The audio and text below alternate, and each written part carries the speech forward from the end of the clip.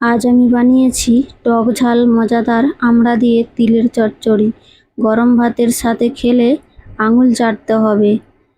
নমস্কার বন্ধুরা, welcome to my channel. আজকের রেসিপি আমড়া দিয়ে তিলের চচ্চড়ি। এখানে প্রথমে নিয়ে নিয়েছি কিছু আমড়া আর নিয়েছি এখানে চাষের তিল। আপনাদের কাছে যদি চাষের তিল না থাকে আপনারা কিনা তুলা ব্যবহার করতে পারেন। আর এখানে নিয়েছি কিছুটা আমড়া। তো টকের পরিমাণ যেমন খাবেন সেই অনুযায়ী এখানে আমড়া নিতে হবে। তো আমি এখানে অনেকগুলোই আমড়া নিয়েছি, নিয়ে কেটে 4টা করে টুকরো করে নিয়েছি। তারপর দানাগুলো ফেলে ধুয়ে পরিষ্কার করে নিয়েছি।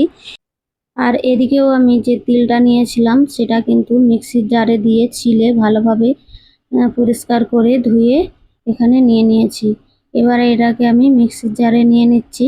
আপনারা যদি তিল ছোড়ার রেসিপি চান অবশ্যই আমাকে কমেন্ট করে জানাবেন, তাহলে কিভাবে মিক্সিতে তিল এভাবে পরিষ্কার করা যায় আমি ভিডিও দিয়ে দেব।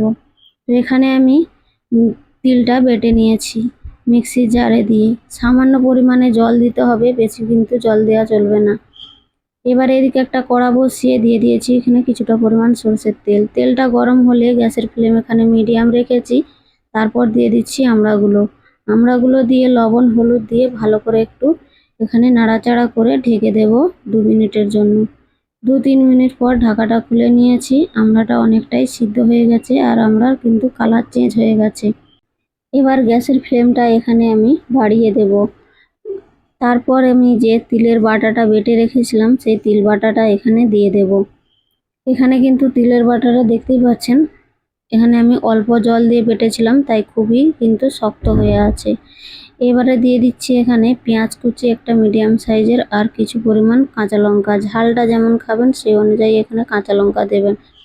আর কাঁচা লঙ্কাটা এখানে কিন্তু আমি গোটা গোটা দিয়েছি, আপনারা চাইলে তিলের সাথে বেটেও দিতে পারেন।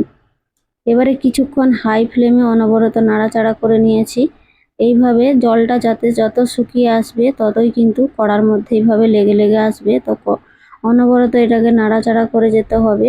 নাড়া কিন্তু একেবারেই বন্ধ করা চলবে না। আর কড়ার গায়ে এভাবে লেগে গেলে খুন্তির সাহায্যে এইভাবে ছাড়িয়ে দিতে হবে। তো দেখতেই পাচ্ছেন আমি প্রায় 4 থেকে 5 মিনিট মতো অনবরত নাড়াচাড়া করে ভেজে নিয়েছি। তিলটা কিন্তু পুরোপুরি ভাজা হয়ে একেবারে ঝরঝরে হয়ে গেছে। আর আমড়াগুলো কিন্তু খুব এর সাথে মিশে গেছে খুব সুন্দরভাবে। কাঁচা লঙ্কার ফ্লেভার আর এই তিল ভাজার সেন্ট পুরো গোটা ঘরে ভর্তি হয়ে গেছে। আপনারাও একবার এইভাবে বানিয়ে খেতে পারেন। তো তিলটা কিন্তু আমার প্রায় রেডি হয়ে গেছে। এবারে আমি গ্যাসের ফ্লেমটা এখানে বন্ধ করে দিয়েছি। তারপর এটাকে আমি একটা পাত্রে তুলে নেব। দেখুন কি সুন্দর হয়েছে আমড়া দিয়ে তিলের চচ্চড়ি। তৈরি হয়ে গেছে। গরম গরম ভাতের সাথে খেতে অসাধারণ ভালো লাগে। ভালো লাগলে একটা লাইক কমেন্ট করে দেবেন, শেয়ার করে